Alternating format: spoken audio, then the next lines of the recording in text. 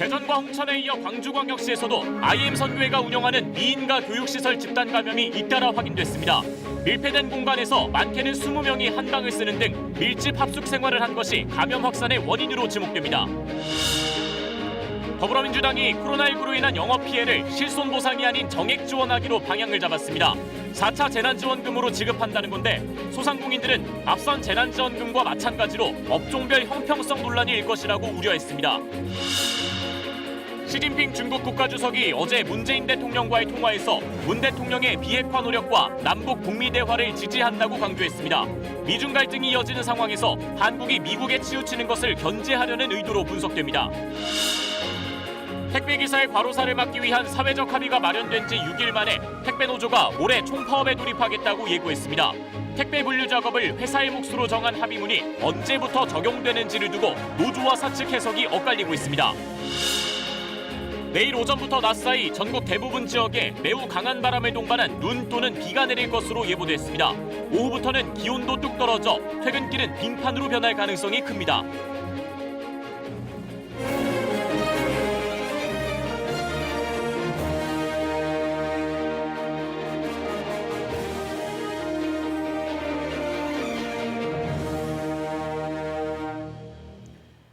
안녕하십니까. KBS 9시 뉴스입니다. IM 선교회와 관련된 코로나19 확진자가 전국적으로 계속 늘고 있습니다. 지난 23일 첫 확진자가 나온 뒤 오늘까지 모두 37명이 감염된 광주의 교육시설을 시작으로 24일 대전에서 학생과 선생님 등 136명이 확진됐습니다. 또 25일에는 강원도 홍천에 간 40명이 확진됐고요. 어제와 오늘 이틀 새 광주의 또 다른 시설에서 110명 넘게 추가됐습니다. 경기도 용인과 안성에서도 확진자가 나왔고 경남 양산에서도 광주 TCS 학교에 갔던 목사 등이 감염됐습니다. 이렇게 지금까지 확진자가 300명이 넘습니다. IM 선교회 관련 시설은 전국 11개 시도 32곳으로 집계됐는데요. 감염이 더 번질 우려도 큰 상황입니다. 그럼 먼저 광주로 가보겠습니다. 김혜린 기자, 이 TCS 국제학교에서 계속 감염이 확인되고 있는 거죠? 네, 그렇습니다. 어제 하루 100명의 확진자가 한꺼번에 나온 데 이어 오늘 또 15명이 추가로 확진 판정을 받았습니다. 하루 만에 관련 누적 확진자 수가 115명으로 늘어났는데요. 이곳은 최근 대전 지역을 중심으로 감염이 확산하고 있는 IM 선교회 소속 미인가 교육시설입니다.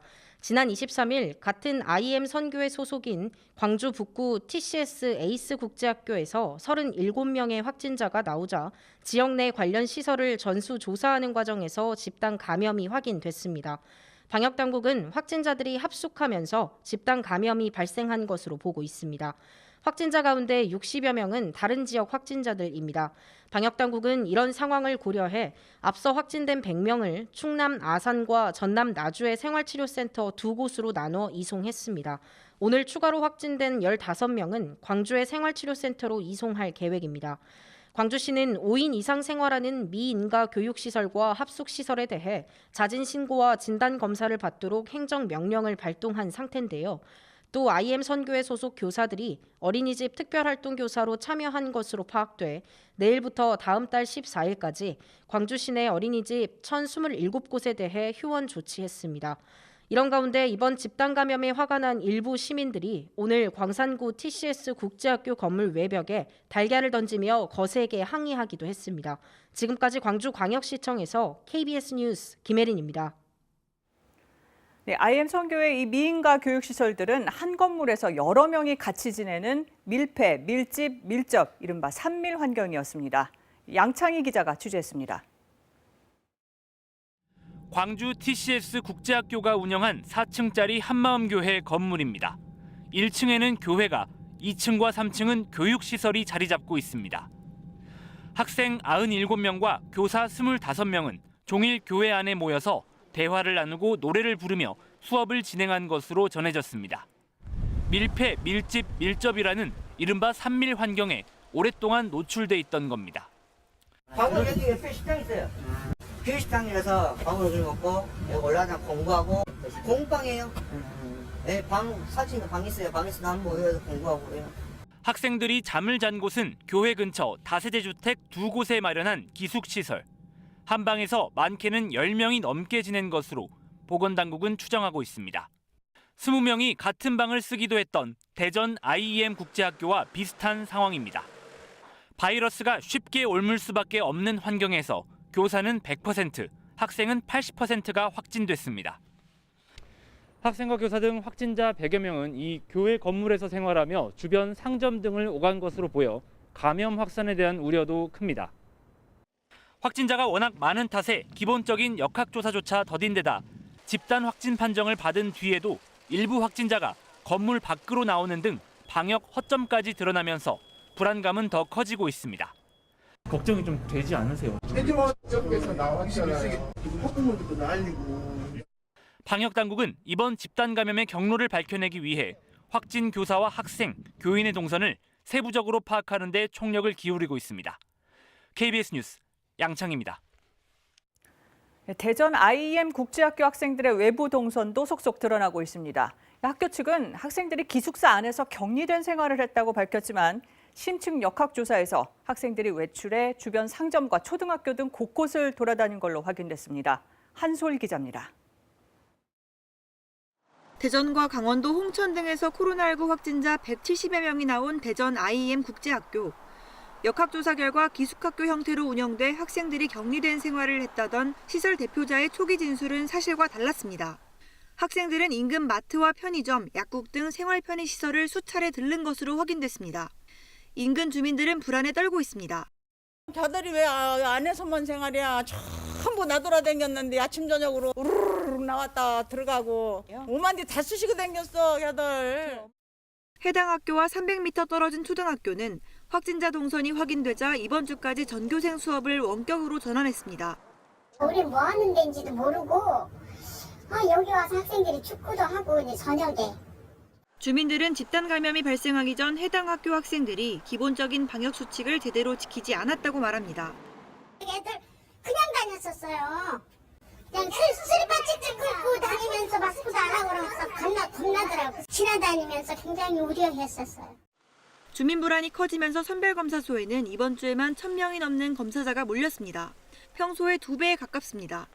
지금 저희가 쭉 봤을 적에 굉장히 위험스럽다. 그래서 큰 우려사항은 아직까지는 없는 걸로 나오고 있어요. 방역당국은 지역 확산을 막기 위해 IEM 선교회가 운영하는 대전 지역 CAS 방과후 학교 관계자 100여 명에 대해서도 전수검사를 진행하고 있습니다. KBS 뉴스 한솔입니다.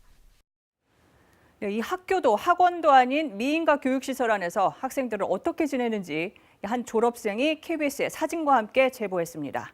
이 좁은 방에서 많게는 20명이 함께 생활했다고 설명했습니다. 자세한 내용 박영민 기자가 전해드립니다. IEM 선교회가 운영하는 대전 IEM 국제학교입니다. 이 학교 졸업생 A씨는 휴대전화까지 반납하고 이곳에서 24시간 기숙생활을 했다고 합니다. 남자 기숙사는 3층인데 남자는 각 방이 아니고 큰 방에 2층 침대로, 다른 데는 선생님 방인데 거기서 다 같이 지냈고요. 몇 년 사이 급격하게 학생이 늘면서 많게는 20명이 한 방에서 생활했습니다. 공간이 안 나오는데 어떻게든 만들었죠. 기숙사 형태도 너무 좁고 20명이 사는 게 말이 안 되는데. 교실과 식당은 환기도 어려운 구조였습니다. 거기가 원래 요양병원이었는데 저희가 들어가서 한 거라 병원처럼 창문이 다 안 열리게 돼 있어요. 이곳을 포함해 IEM 선교회가 운영하는 교육시설은 전국 11개 시도 23곳이나 됩니다. 미인가 시설로 관리 주체가 애매해 그동안 방역의 사각지대로 방치돼 왔습니다. 어떤 방역 수칙을 어떻게 적용할 것인지에 대한 애로가 있었고 그에 따라서 현재 방역 수칙 적용 결정이 되지 않았고 행정명령이 발동되지 않았던 상황입니다. 정부가 이런 시설에 대한 방역 수칙 가이드라인을 뒤늦게 내놓았습니다. 먼저 대전 IEM 국제학교처럼 정규학교에 다니지 않는 학생을 대상으로 전일제 수업 형태나 기숙형으로 운영하는 경우 숙박시설 운영은 원칙적으로 금지됩니다. 입소자의 선제검사와 외출금지 등 방역수칙을 지키는 경우에 한해 운영이 가능합니다. 정규학교 재학생을 대상으로 보충수업 형태로 방과후 학교 등으로 운영될 경우 교습을 포함한 대면 활동이 금지되고 식사와 숙박도 할 수 없습니다. IEM 선교회의 미인가 시설 관련 확진자는 전국에서 300명을 넘어선 가운데 정부는 선교회에서 운영 중인 시설 32곳에 검사 명령 등을 통보했습니다. KBS 뉴스 박영민입니다. 네, 이렇게 IM 선교회와 관련된 집단 감염 등의 영향으로 신규 확진자는 559명, 열흘 만에 다시 500명대로 올라섰습니다. 여기에 최근엔 이동량도 늘었습니다. 지난 주말 수도권 이동량은 그 전 주말보다 12%, 또 이달 초보다는 31% 증가했습니다.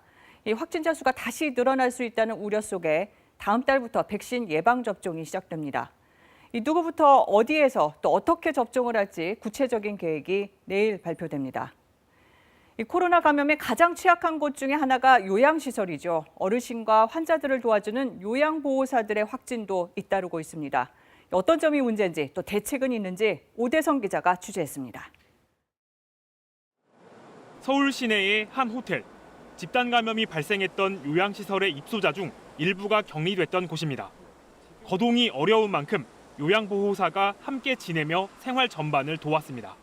신체적으로 많이 불편하신 분이셨어요. 하반신 마비셨고요. 기저귀 케어를 해야만 하는 분이셨어요. 욕창에 염려가 있어서 체위 변경도 가끔 해드렸고요. 장시간 밀접 접촉을 피할 수 없는데 지급된 장비는 보호 성능이 떨어지는 것들이었습니다. 직원으로서 믿고 입었었거든요. 근데 나중에 그런 거라고 하셔서 좀 실망은 했어요. 더신 같은 경우에는 이렇게 발목까지 안 와요. 세밀한 지침이 없어 입었던 보호복을 비닐봉투에 담아 방에서 사흘이나 보관해야 했습니다. 결국 요양보호사 2명이 확진됐고 역학조사에서 요양 환자의 잠복기 바이러스가 보호복 등을 통해 옮겨 감염됐을 거라는 결과가 나왔습니다. 근로와 코로나19 감염 간의 연관성이 확인돼 산업재해로 인정된 경우는 현재까지 134건입니다. 직종별로 보면 요양보호사가 29건으로 가장 많습니다. 따라서 보호구 품질 개선, 확진자 발생에 대비한 세밀한 대응 매뉴얼, 인력 부족 해결 등 안전대책 마련이 절실하다는 게 요양보호사들의 요구입니다. 이용자와 마찬가지로 노동자 역시 코로나로부터 보호받으며 일할 권리가 있습니다. 서로 안전하다는 전제가 있어야만 긴급 돌봄 서비스는 돌봄 공백을 해소하기 위한 서비스로서 요양보호사 300여 명을 관리하는 서울시 사회서비스원은 부족했던 부분을 인정하고 일부는 개선했다고 밝혔습니다. 현재 전국에서 일하는 요양보호사는 40만 명, 노원구 요양시설에선 요양보호사 2명이 또 추가 감염됐습니다. KBS 뉴스 오대성입니다. 코로나 방역 조치로 입은 영업 손실에 대해서 민주당이 손실 보상보다 4차 재난지원금을 주는 쪽으로 가닥을 잡았습니다. 가능한 빨리 지급하겠다는 건데 국민의힘은 4월 재보선을 앞둔 선거용 아니냐면서 의구심을 드러냈습니다. 보도에 송명희 기자입니다. 민주당 정책의총 모두 발언에서 이낙연 대표는 코로나 손실보상 방안 등에 대한 고민을 언급했습니다. 법리적 정합성이 중요하지만 동시에 정무적인 판단도 결코 경시할 수 없다고 생각합니다. 손실보상을 처음 공식 언급한 것은 민주당. 팬데믹으로 인한 소상공인과 자영업자의 영업 손실을 보상 지원하는 제도적인 방안 마련도 함께 검토하겠습니다. 민병덕 의원이 대표 발의하고 민주당 의원 60여 명이 서명한 특별법 제정안. 강훈식 의원의 소상공인법 개정안에도 소급 적용이 명시돼 있습니다. 그러나 대변인은 의총 결과를 설명하면서 지금까지 발생한 손실을 법으로 보상하는 얘기는 그만하자고 했습니다. 앞으로 코로나 팬데믹과 같은 새로운 이런 전염병이 생길 경우를 대비하기 위한 법적 근거이다. 그래서 이 소급 적용에 대한 논란은 여기서 마쳤으면 좋겠다. 재원과 사안의 복잡성 등으로 부담이 커지면서 결국 민주당이 검토하는 방법은 4차 재난지원금입니다. 이미 발생한 손실은 3차례 재난지원금으로 지급했다며 부족분은 4차 재난지원금 형태로 보완할 방침이라고 밝혔습니다. 지난 3차 재난지원금의 경우 소상공인 등 280만 명에게 버팀목 자금 명목으로 최대 300만 원까지 4조 1천억 원이 지원된 바 있습니다. 실손 보상이 아닌 정액 지원으로 마무리하겠다는 구상입니다. 구체적인 규모와 시기 등은 당정청 협의를 거쳐 다음 달 임시국회에서 처리하겠다는 것이 민주당 입장입니다. 국민의힘은 보상이냐 지원이냐는 정부의 결정에 달렸지만 서울과 부산시장 선거를 앞두고 선거용으로 이용한다는 소리를 들어서는 안 될 것이라며 경계했습니다. KBS 뉴스 송명입니다. 소상공인과 자영업자들은 이 기존의 손실을 보상받지 못한다는 소식에 허탈하다는 반응입니다. 특히 업종이나 개인에 따라서 피해 규모가 다른데 지원금이 정액으로 지급되는 것에 우려를 나타냈습니다. 송명훈 기자입니다. 민주당이 주최한 간담회까지 직접 참석하며 코로나 손실을 호소했던 자영업자들. 이 사람들 살려줘야 될 거 아닙니까? 어떻게 살려주실 겁니까? 제가 왜 여기 와서 눈물을 흘려야 됩니까? 국가의 헌법적 의무까지 언급되며 추진되는 손실보상제가 기존의 피해에는 적용되지 않는다는 소식에 탄식부터 나옵니다. 당황스럽죠. 어떤 의원님들이든 당연히 손실에 대한 부분은 이렇게 보상을 해야 된다라고 다 얘기하셨고요. 소급 적용이 안 된다는 건 도대체가 이건 상식적으로 이해가 안 가는 부분이거든요. 일률적인 지원금 형식의 경우는 형평성 시비가 일 것으로 우려했습니다. 집합금지와 영업 제한의 차이뿐만 아니라 업종에 따라 업종 내에서도 개인별로 손실 규모가 다 다르다는 겁니다. 정말 피해가 큰 업소에 300만 원 이거는 말도 안 되거든요. 왜냐하면 그동안 피해가 1년 동안 엄청나게 누적돼 왔잖아요. 특히 사각지대에 놓인 영업장들은 이번에도 대상에서 빠질 우려가 있습니다. 진짜 답답했던 게 받아야 될 업종들은 뭐 고용을 5명 이상 했으니까 안 된다. 매출이 10억 이상이었으니까 안 된다. 이런 식으로 다 한 푼도 못 받은 업종들이 되게 많아요. 여기에 집합금지나 제한 업종이 아닌 일반 업종과 취약계층의 상대적 박탈감 역시 고려돼야 할 문제입니다. KBS 뉴스 송명훈입니다. 전 세계에서 백신 접종 속도가 가장 빠른 나라, 바로 인구 약 900만 명의 이스라엘입니다. 집단 면역 형성을 위해서는 인구의 최소 70%가 항체를 가져야 하는데요. 이스라엘은 감염 확산을 막고 접종의 실효성도 높이기 위해 국제선 항공편 이착륙까지 중단했습니다. 40여일 만에 국민 10명 중 3명 정도가 1차 접종을 마쳤고 2차 접종까지 마친 사람도 120만 명이 넘습니다. 효과도 좋습니다. 2차 접종까지 마친 사람들의 감염률이 0.015%로 뚝 떨어졌습니다. 이스라엘 전체 국민의 감염률 0.65%와 비교할 때 백신의 효과가 강력해 보입니다. 과연 백신이 사람도 살리고 경제도 살릴 수 있을지 주목되는 가운데 IMF 국제통화기금도 백신 효과를 반영해서 올해 세계 경제 성장률 전망치를 5.5%로 상향 조정했습니다. 뉴욕 연결해서 좀 더 짚어보죠. 한보경 특파원, 지난해 10월보다 전망치가 좋아졌네요. 네, 그때보다 전망치를 0.3%포인트 올려서 올해 세계 경제가 5.5% 성장할 걸로 예상이 됐습니다. 미국이 5.1%, 유로존이 4.2%, 중국과 인도가 각각 8.1, 11.5%입니다. 우리나라 전망치는 지난해 10월 전망치보다 0.2% 상승한 3.1%입니다. 당초 예상보다 괜찮을 것으로 본 건데 판단 근거가 뭐죠? 네, IMF는 세계 경제 성장률 전망치를 상향 조정한 이유를 크게 두 가지 들었습니다.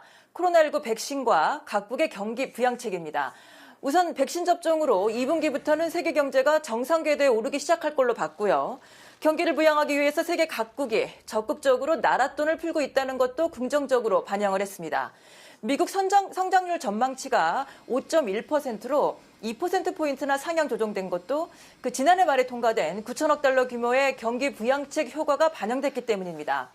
IMF는 특히 바이든 대통령이 현재 추진 중인 1조 9천억 달러의 추가 부양책까지 더해지게 되면은 미국 경제는 앞으로 3년간 5% 성장하는 효과를 누릴 수 있을 거라고도 했습니다. 그런데 물론 여러 변수도 있겠죠? 물론입니다. 불확실성은 여전히 큰 상황입니다. 무엇보다 변이 바이러스로 조금씩 수그러들고 있는 코로나19 감염세가 다시 확산될 우려가 큰 상황이고요. 더디게 진행되고 있는 백신 접종 속도도 관건입니다. 이런 것들이 겹쳐서 집단 면역 시기가 늦춰진다면 그만큼 경제 회복 시기도 늦춰지는 거라서 세계 각국이 코로나19에 얼마나 효과적으로 대응하느냐가 중요해 보입니다. 경제가 백신과 재정에 달려있다면 선진국들이 유리한 거 아닙니까? 네, 당장 미국은 2억 회분의 백신을 추가로 구매할 거라고 어제 밝혔습니다. 이대로라면 잘 사는 나라, 못 사는 나라 격차는 더 벌어질 수밖에 없겠죠. IMF도 평균 성장률은 높아지겠지만 150개 나라의 1인당 소득은 지난해보다 적어질 거고요. 세계 9천만 명은 극한의 빈곤으로 내몰릴 거라는 암울한 전망도 내놨습니다. 지금까지 뉴욕에서 전해드렸습니다.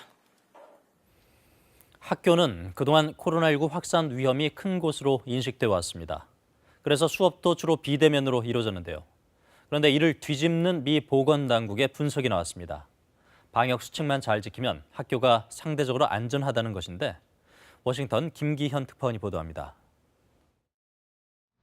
미국 질병예방센터 CDC가 의학협회 저널을 통해 학교 감염 사례 연구 결과를 발표했습니다.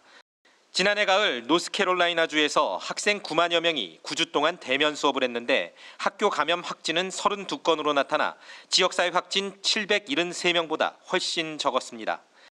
13주 동안 등교를 진행했던 위스콘신주 초중등학교 17곳 역시 5천여 명의 학생과 교직원 가운데 191명이 확진됐지만 학내 전파는 7건에 불과했습니다.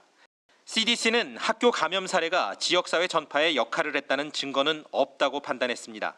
So an important message here is we can safely open schools if we prioritize the education settings. 단, 마스크 착용과 거리 두기 같은 방역 수칙을 지켰을 경우를 전제로 한 겁니다. 특히 체육활동이나 단체 급식 등을 통한 대면 접촉 가능성은 차단해야 한다고 강조했습니다. 미국에선 버지니아 교육당국 등이 3월 등교를 결정하는 등 대면 수업 재개 움직임이 현실화하고 있습니다. 미국 교원노조가 제기하는 감염 확산 우려에 뉴욕에선 주지사가 나서 학교가 쇼핑보다 안전하다고 반박하기도 했습니다. We know it's safer than the surrounding community, so why wouldn't you keep the schools open? 한때 하루 30만 명을 넘겼던 미국의 확진자 수는 진정세로 돌아섰다 해도 여전히 하루 15만 명 수준입니다. 세계 최악의 감염병 확산국이라는 오명에도 불구하고 미국 사회는 조심스럽게 코로나19와 함께 생활하는 미래를 준비하고 있습니다. 워싱턴에서 KBS 뉴스 김기현입니다. 문재인 대통령과 시진핑 중국 국가주석이 어젯밤 전화를 통해 두 나라의 교류와 협력을 더 활성화하자고 뜻을 모았습니다. 이번 통화는 곧 있을 한미 정상 간의 통화보다 앞서 이루어진 것인데 그 시점이나 주고받은 대화에 곱씹어 볼 게 있습니다. 범기영 기자가 보도합니다. 한중 정상 간의 통화는 지난해 5월 이후 8달 만입니다. 수교 30주년인 내년을 한중 문화교류의 해로 하고 교류 협력을 더욱 활성화하자 두 나라의 방역 협력이 효과적이었다 등의 덕담이 오고 갔습니다. 신년 인사차라고 청와대는 설명했지만 두 정상이 설명절을 앞두고 통화한 건 처음입니다. 어느 쪽이 통화를 먼저 제안했는지 청와대는 딱 부러지게 답하지 않았습니다. 다만 하고 싶은 말은 시진핑 주석이 더 많았던 것처럼 보입니다. 시 주석은 문 대통령의 비핵화 노력을 적극 지지하고 남북, 북미 대화도 지지한다면서 북한이 미국, 한국과 대화의 문을 닫지 않은 것으로 본다. 특히 한반도 정세는 총체적으로 안정적이라고 강조했습니다. 한반도 상황은 이래야 한다는 메시지로 풀이됩니다. 중국의 전략적 이해를 강하게 반영한 희망적인 상황이고요. 그러면서 동시에 김정은 위원장에게 강한 경고를 준 겁니다. 상황을 더 이상 악화시키지 말라는. 한반도와의 관계를 중시한다는 시 주석의 메시지에선 향후 지속될 미중 갈등 속에서 한국이 미국 쪽에 치우치는 걸 견제하려는 의도도 읽힙니다. 이번 통화는 곧 있을 문재인 대통령과 바이든 대통령의 첫 통화에 앞서 이루어졌습니다. 시 주석은 하루 전 다보스 포럼에서 독선과 오만은 실패할 것이라고 말했는데 정책 구상 중인 바이든 행정부를 향해 선수를 친 것으로 해석됩니다. KBS 뉴스 범경입니다. 미국은 연일 중국에 대해서 날선 발언을 내놓고 있습니다. 미 상무장관 지명자는 장관 인준 청문회에서 중국의 불공정 무역을 해소하려면 공격적인 조치를 취해야 한다는 말도 했습니다. 워싱턴을 연결해서 자세히 알아보겠습니다. 금철학 특파원, 이 중국에 대한 강경 발언 어떤 맥락으로 봐야 할까요? 네, 중국이 미국의 국익을 침해하고 국제 질서를 깬다고 보는 관점에서 대중국 강경 발언들이 나오고 있습니다. 미국 시간으로 지난 19일 있었던 국무장관 인준청문회 그리고 26일 상무장관 인준청문회 발언 내용 차례로 한번 들어보시죠. As we look at China, there is no doubt that it poses the most significant challenge of any nation state to the United States in terms of our interests, the interests of the American people. Take aggressive trade enforcement actions to combat unfair trade practices from China. 토니 블링컨 국무장관은 19일 당시 지명자로서 전임 트럼프 대통령 방식엔 동의하진 않지만 강경한 대중정책의 기본 원칙은 옳은 것이었다라는 언급까지 내놨습니다. 옐런 재무장관 지명자도 중국의 불공정한 관행, 속임수에 맞서서 싸워야 한다면서 다양한 수단을 사용할 준비가 됐다고 했습니다. 오스틴 국방장관도 인준청문회에서 중국을 미국의 심각한 경쟁자이자 군사적인 위협으로 보고 있다 이렇게 발언을 했습니다. 네, 그런데 러시아에 대해서는 바이든 미 대통령이 푸틴 대통령에게 전화도 하고요. 유화적인 분위기를 만드는 것도 같은데요. 아직 예단하기는 어렵습니다만 대중 강경 입장에 비하면 러시아를 협력의 대상으로 본다는 신호가 감지됩니다. 대통령 간의 전화 통화는 물론 핵 통제 조약인 뉴스타트 협정을 5년 더 연장한다는 데도 합의했습니다. 대중 강경 기조와는 확연한 온도차가 있습니다. 네, 블링컨 국무장관이 취임 첫날 한국, 일본 외교수장과 통화했습니다. 이건 어떤 의미입니까? 네, 블링컨 국무장관이 취임 첫날 전화 통화를 한 나라가 국경을 맞대고 있는 캐나다와 멕시코 그리고 한국과 일본인데요. 한국과 일본 두 나라 외교수장과 통화를 한 뒤 나온 미 국무부 보도자료에서는 한미, 미일 동맹의 의미 부여는 물론 한미일 삼각 협력의 중요성이 명시돼 있습니다. 자유롭고 개방된 인도태평양 지역의 번영을 위해서라고 했습니다. 아시아 태평양 지역에서 중국을 견제하기 위해 한미일 공조를 더욱 강화해 나가겠다는 뜻으로 읽힙니다. 지금까지 워싱턴에서 전해드렸습니다. 네, 국민의힘 김종인 비상대책위원장이 신년 기자회견에서 오는 4월 보궐선거 승리를 자신했습니다. 김 위원장은 안철수 대표와의 단일화는 서두를 이유가 없다면서 일주일이면 된다고 말했는데 국민의당은 반박했습니다. 이런 단일화 신경전 선거 직전까지 계속될 것 같습니다. 자세한 내용 신지혜 기자가 보도합니다. 취임 8개월에 접어든 김종인 비상대책위원장은 정부와 여당을 강하게 비판하며 보궐선거 승리를 자신했습니다. 이 정부가 지난 4년 동안에 성공한 정책이라는 것이 거의 없습니다. 그러면 그거에 대한 판단을 우리 유권자가 해줄 것이라고 했기 때문에 국민의당 안철수 대표와의 보수 야권 단일화에 대해선 일주일이면 단일화를 할 수 있다. 서두를 이유가 없다고 여유를 보였습니다. 서울시장 후보가 된다는 것에 집착하는 사람이 계속 이렇게 몸이 달아와하는 것 같은 그런 모습을 보면 좀 안타깝긴 합니다만. 앞서 안 대표와 회동에서 입당을 제안했던 김 위원장은 안 대표의 행보를 볼 때 현재로선 입당도 합당도 상상하기 어렵다고 말했습니다. 오늘 3월 국민의힘 후보가 정해질 때까지 단일화 논의를 하지 않겠다는 기존 입장을 다시 확인한 겁니다. 이 발언에 대해 국민의당은 단일화 협상을 빨리 시작하자는 입장 그대로입니다. 국민의당 관계자는 시간에 쫓기다 보면 잡음이 날 수밖에 없고 그 경우 이길 확률도 낮아진다며 물밑 협상은 반드시 필요하다고 반박했습니다. 저는 이미 제안을 드렸고 답을 기다리고 있습니다. 김 위원장은 젊고 전문성이 있는 새 인물을 발굴하진 못했다고 인정했습니다. 윤석열 총장에 대해선 관심이 없다고 잘라 말했습니다. 김 위원장은 보궐선거 이후 정계를 떠날 것이라며 대선 출마설을 일축하면서 자신이 퇴임한 이후에도 국민의힘이 현재의 정강정책의 방향을 유지할 거라고 예상했습니다. KBS 뉴스 신지혜입니다. 네, 국민의힘 조수진 의원이 더불어민주당 고민정 의원을 왕자를 낳은 후궁에 비유해 논란이 커지고 있습니다. 민주당은 성희롱성 막말이라며 의원직에서 물러나라고 촉구했습니다. 정의당 전 대표의 성폭력 사건에 이어 정치인들의 성인식이 여전히 과거에 머물러 있다는 비판이 나옵니다. 손서영 기자의 보도입니다. 민주당 고민정 의원은 나흘 전 SNS에 오세훈 전 시장에 대한 글을 올렸습니다. 총선 당시 주민들로부터 선택받지 못했음에도 여전히 조건부 정치를 한다며 서울시장 조건부 출마를 비판했습니다. 그런데 국민의힘 조수진 의원이 이 발언을 문제 삼으며 고 의원을 후궁에 빗댔습니다. 오 전 시장을 조롱했다고 비판하며 당시 여당 원내대표는 고민정 당선시켜주면 전 국민에 100만 원씩 준다 했다. 조선시대 후궁이 왕자를 낳았어도 이런 대우는 받지 못했을 것이라고 한 겁니다. 민주당은 명백한 성희롱이라며 고 의원에 대한 사과와 의원직 사퇴를 요구했습니다. 같은 여성의 입에서 인격을 모독하고 듣기에도 처참한 성희롱성 막말을 하는 것에 대해 다시 한번 참담함을 금할 길이 없습니다. 조수진 의원은 오히려 고 의원이 오세훈 전 시장에게 사과해야 한다고 주장했습니다. 그러면서 민주당의 피해 호소인 표현에 빗대 어설픈 성희롱 호소인 행세를 하고 있다고 반박했습니다. 여성계는 공고한 남성 중심적 정치 관습이 정치권 전반의 성인지 감수성을 무디게 한다고 지적합니다. 정당이나 성별에 관계없이 낮은 수준의 성인식에 근거한 막말이 만연해 있다는 겁니다.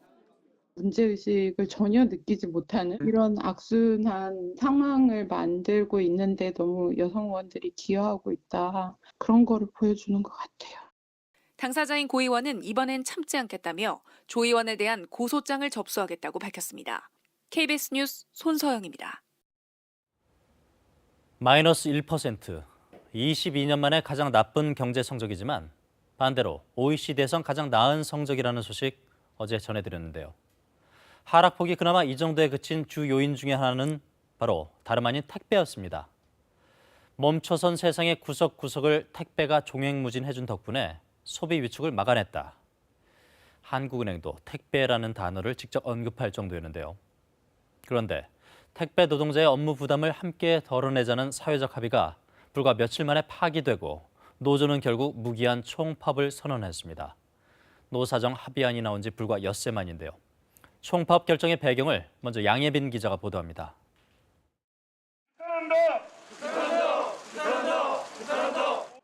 택배 노조가 모레부터 무기한 총파업에 돌입하겠다고 밝혔습니다. 오는 1월 29일 살기 위한 택배 멈춤, 살고 싶다 사회적 총파업 진행하기로 만장일치로 결의를 모았습니다.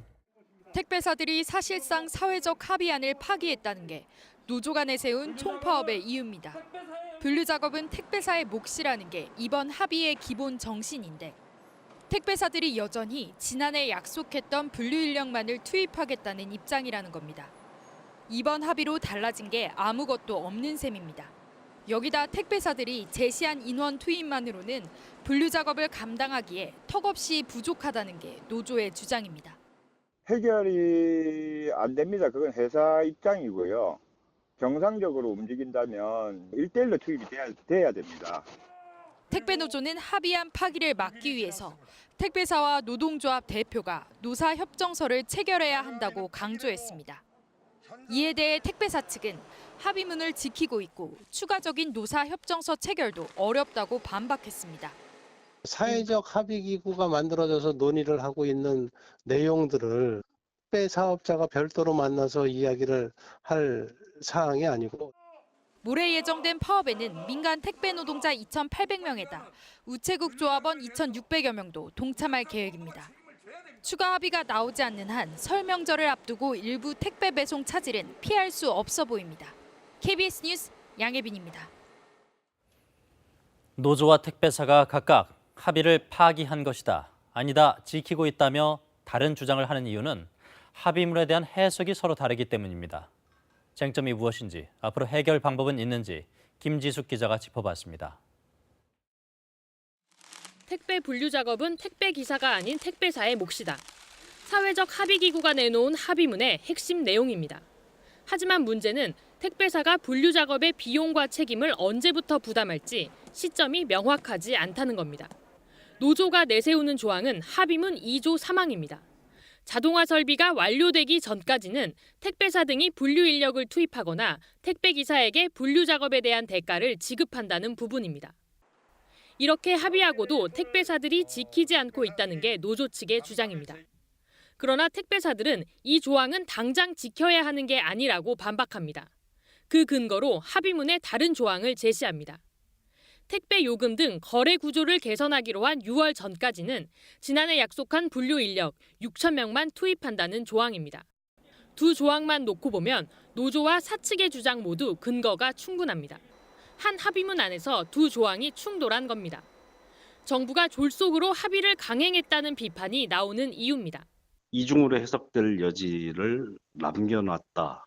또는 서로 다른 생각을 해서 유리하게 생각하는 방식으로 해석하는, 그렇게 이루어지면 사실 사회적 합의라고 할 수는 없죠. 택배 노조가 노사 협상 대상이냐 아니냐도 사태 해결을 어렵게 하는 부분입니다. 노조 측이 노사 협정을 요구하는 데 대해 택배사들이 자사 노동자가 아니어서 별도로 협상할 수 없다고 일축하고 있기 때문입니다. 노조가 예고한 총파업까지 남은 시간은 이틀. 정부와 여당은 어렵게 사회적 합의를 만든 만큼 합의 파기는 막아야 한다며 양측을 직접 만나 입장차를 좁혀나간다는 계획입니다. KBS 뉴스 김지숙입니다. 요 며칠 이상하다 싶을 만큼 따뜻했는데 내일은 날씨가 급변하겠습니다. 태풍급 강풍에 눈까지 내릴 전망인데요. 출근 시간엔 괜찮겠지만 퇴근할 때는 빙판길이 예상됩니다. 이혜진 기자의 보도입니다. 북서쪽에서 몰려오는 눈구름이 내륙으로 들어오는 건 내일 아침 9시쯤으로 예상됩니다. 서쪽 지역부터 남동쪽으로 빠르게 이동하면서 오전부터 낮 사이에 많은 눈을 뿌릴 걸로 보입니다. 기온이 높아 처음엔 비나 진눈깨비가 내리다 점차 눈으로 바뀌겠습니다. 이번 눈구름대의 특징은 범위가 좁고 강하다는 겁니다. 짧은 시간에 강하게 그리고 돌풍을 동반한 눈보라가 몰아칠 가능성이 큽니다. 기상청은 같은 지역 안에서도 상층의 기온에 따라 눈 내리는 양이 크게 차이가 날 수 있다고 설명했습니다. 모레까지 전라도 동부와 제주 산지엔 15cm의 많은 눈이 예보됐습니다. 경기 동부와 강원도, 충북의 예상 적설량은 3에서 10cm, 서울과 경기 서부 등 그 밖의 지역은 1에서 5cm입니다. 눈이 그치고 나면 오후부터 기온이 뚝 떨어집니다. 모레 아침 서울의 예상 기온은 영하 12도, 체감 온도는 영하 20도 미칩니다. 아침 기온이 중부지방과 남부 산지를 중심으로 영하 10도 이하로 내려가는 등 매우 춥겠습니다. 특히 강한 바람으로 체감하는 기온은 10도가량 더 낮아 소형 태풍급의 강한 바람도 불겠습니다.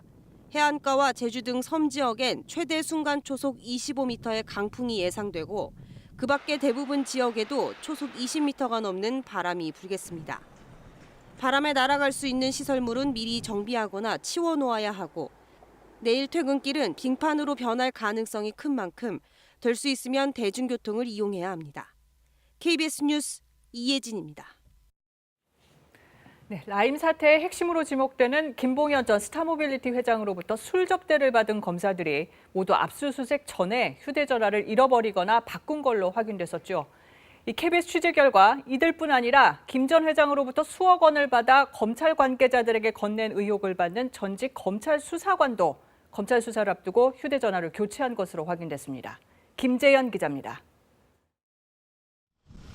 김봉현 전 회장의 정관계 로비 의혹 폭로 닷새 뒤인 지난해 10월 21일 검찰은 전직 검찰 수사관 A씨의 사무실 등을 압수수색했습니다. A씨는 김 전 회장이 라임 관련 수사 무마를 위한 로비 창구로 지목한 인물입니다. 그런데 압수수색 전 A씨는 휴대전화를 교체했던 것으로 KBS 취재 결과 확인됐습니다. 공교롭게도 술자리를 주선한 이주영 변호사와 접대를 받은 현직 검사 3명이 압수수색 전 사용하던 휴대전화를 분실하거나 교체한 것과 같은 일이 벌어진 겁니다. 폭로 당시 김 전 회장은 라임 사건을 무마하기 위해 A씨에게 2차례에 걸쳐 2억 8천만 원을 건넸고 이 돈이 현직 검찰 수사관 3명에게 건네졌다고 주장했습니다. 또한 검사들을 접대한 유흥주점에서 A씨와 현직 수사관을 2차례 접대했다고도 밝혔습니다. 김 전 회장은 이런 로비를 통해 이종필 라임 부사장에 대한 압수수색과 구속영장 발부 정보를 미리 전달받았고 자신이 도피 중일 때 추적을 피하는 휴대전화 사용법을 전달받았다고 주장했습니다. 김 전 회장의 폭로 직후 검찰은 A씨를 상대로 압수수색은 물론 한 차례 소환 조사도 진행했지만 휴대전화를 확보 못해 수사를 이어갈 만한 단서를 찾지 못한 것으로 전해졌습니다. 이후로는 추가 수사도 진행되지 않았고 A씨는 현재 부동산 개발 회사에서 근무 중입니다. 혹시 계신가 해서. 지금 근무를 하고 계시겠? 예, 지난달 검찰은 검사 술접대 의혹에 대한 수사 결과를 발표하면서 전현직 검찰 수사관 관련 비위 의혹에 대해 엄정하게 계속 수사하겠다고 밝혔습니다. 하지만 관련 수사는 수사 착수 석 달이 넘도록 별다른 진전이 없는 상황입니다. KBS 뉴스 김재현입니다. 이용구 법무부 차관의 택시기사 폭행 사건과 관련해 담당 경찰관이 블랙박스 영상을 확인하고도 무시한 정황이 뒤늦게 드러났는데요. 검찰은 오늘 담당 경찰관이 근무하던 서울 서초경찰서를 압수수색했습니다. 김민철 기자가 보도합니다. 검찰 수사관들이 압수물이 든 상자를 들고 경찰서 밖으로 나옵니다. 블랙박스 관련 영상 확보하셨습니까? 오늘 어느 사무실 압수수색하셨습니까? 압수수색 장소는 이용구 법무부 차관의 택시기사 폭행 사건을 조사했던 형사과 사무실입니다. 7시간 동안 이어진 압수수색에서 검찰은 사건 관련 문건과 해당 경찰관의 휴대전화를 압수한 것으로 전해졌습니다. 앞서 이 차관은 취임 전이던 지난해 11월 초 술을 마신 채 택시에 탔다가 자택 앞에서 택시기사의 멱살을 잡았습니다. 당시 경찰은 단순 폭행죄를 적용해 내사 종결로 처리했지만 운전 중인 사람을 폭행한 것이어서 특가법상 폭행을 적용해야 한다는 논란이 일자 혐의를 입증할 블랙박스 영상이 없다는 취지로 해명했습니다. 그러나 최근 택시기사가 사건 당시 블랙박스 영상을 휴대전화로 찍어 담당 경찰관에게 보여줬지만 무시한 정황이 뒤늦게 알려졌습니다. 검찰은 압수물 분석이 끝나는 대로 당시 수사를 맡았던 경찰관을 불러 블랙박스 영상의 존재를 알고도 이를 혐의 판단에 반영하지 않은 이유 등을 조사할 방침입니다. 검찰은 이 차관의 폭행 의혹에 대해서도 수사력을 모으고 있습니다. 서울시에서 보관 중인 사건 당시 택시의 GPS 정보를 확보하고 블랙박스 영상과 대조하는 등 당시 폭행 상황을 재구성 중인 것으로 알려졌습니다. 이 차관을 소환 조사하는 방안도 검토 중입니다. 한편 진상조사단을 꾸린 경찰 역시 어제 블랙박스 업체 관계자를 불러 담당 경찰관과의 통화 내용을 조사하는 등 사실관계를 확인 중입니다. KBS 뉴스 김민철입니다. 인구 동향 조사 결과 우리나라의 월별 출생아 수가 60개월 연속, 그러니까 5년째 계속 감소한 것으로 집계됐습니다. 여기에 코로나 때문에 지난해 결혼을 미룬 여파까지 더해지면서 앞으로가 더 걱정이라는 우려가 나오고 있습니다. 오현태 기자가 보도합니다. 자녀 3명을 낳으면 1억 원을 주겠다고 발표한 경남 창원시. 인구 100만 명 선을 지키기 위한 고육지책입니다. 신혼부부에게 1억 원을 빌려주고 자녀를 낳을 때마다 빚을 줄여주는 방식입니다. 저출산 추세 심화 속에 자치단체 기준을 유지하기 위한 억대의 출산장려금까지 나온 건데 매달 발표되는 우리나라 전체 통계는 더 암울합니다. 지난해 11월 출생아 수는 2만 명을 겨우 넘는 수준으로 1년 전보다 3,600여 명 준 것으로 집계됐습니다. 전년 동기 대비 출생아 수 감소가 60개월 연속 5년 내내 이어진 겁니다. 주로 출산하는 연령층인 30대 여성 인구가 계속 감소하고 있고 혼인 건수가 2012년 이후에 지속적으로 감소하고 있습니다. 반면 사망자는 늘어나는 추세여서 지난해 11월까지 인구는 2만 4천여 명 자연 감소했습니다. 서울 잠실야구장을 가득 채울 수 있는 인구가 사라진 겁니다. 올해도 나아질 기미는 없습니다. 출산율에 가장 큰 영향을 주는 혼인 건수가 지난해 크게 줄었기 때문입니다. 지난해 11월까지 혼인 건수는 19만여 건으로 1년 전보다 2만 2천 건 넘게 감소했습니다. 코로나19로 결혼식을 취소하는 일이 잦았기 때문인데 그 여파가 최소 내년까지는 출산율에 영향을 줄 것이라는 게 통계청의 전망입니다. 정부는 이런 저출산 심화에 대응하기 위해 다음 달부터 3기 인구정책 TF를 본격 가동하기로 했습니다. 인구 절벽 충격 완화, 두 번째 축소 사회의 대응, 세 번째 지역 소멸에 대한 대응, 네 번째 사회 지속 가능성 제고 등 4대 분야를 중점 대응해 나가고자 합니다. 여성의 경제활동 참여와 학령 인구 감소 대책 같은 저출산 적응에 초점을 맞춘 정책들이 주로 논의될 예정입니다. KBS 뉴스 오현태입니다. 기업들이 해외 무역을 더 쉽게 할 수 있도록 정부가 수출입 절차 간소화 등 편의를 봐주고 있는데요. 이런 혜택을 악용해 회사 돈을 빼돌려 해외 주택을 구입하거나 비자금을 조성한 기업들이 무더기로 적발됐습니다. 보도에 김수연 기자입니다. 미국에서 식품 원료를 수입하는 한 업체. 관세청 조사 결과 이 업체 대표는 미국의 서류상 회사를 만들고 이 회사를 거쳐 원료를 수입하는 것처럼 서류를 꾸몄습니다. 사실상 불필요한 회사를 끼워 넣어 일종의 통행세를 지불한 겁니다. 이렇게 빼돌린 돈이 21억 원 정도. 이 돈으로 미국의 고가 주택을 사고 자녀 유학 경비로도 썼습니다.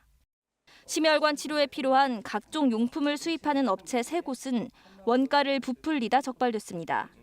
건강보험 급여가 수입 원가를 감안해 계산된다는 점을 노려 실제보다 1.5배 높게 수입 원가를 신고한 겁니다.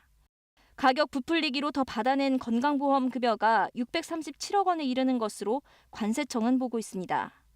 모두 무역 활성화를 위해 수출입 물품 거래 대금을 외환거래 신고 의무 대상에서 빼주는 점을 악용한 사례들입니다. 이런 식으로 회사 돈과 보조금을 빼돌리다 관세청에 적발된 금액이 지난해에만 4,600억 원이나 됩니다.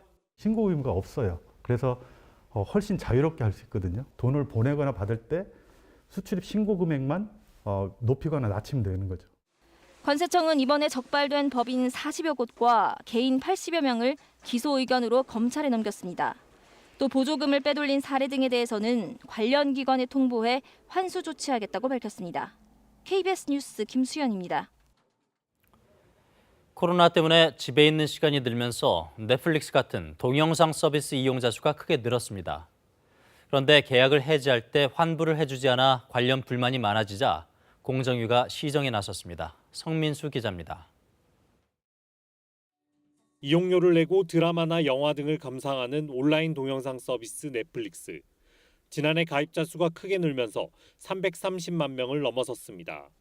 가입하면 한 달치 요금을 먼저 내는데 지금까지는 중간에 해지해도 환불을 받지 못했습니다. 넷플릭스가 아예 약관에 계약이 해지돼도 남은 기간에 대해 환불하지 않는다고 못 박았기 때문입니다. 시청 내역도 없는데 얘기를 이제 했지만은 보고 안 보고는 이제 본인의 선택이고 요금을 뭐 그거 할 수 있는 방법은 자기들한테는 없다는 식으로.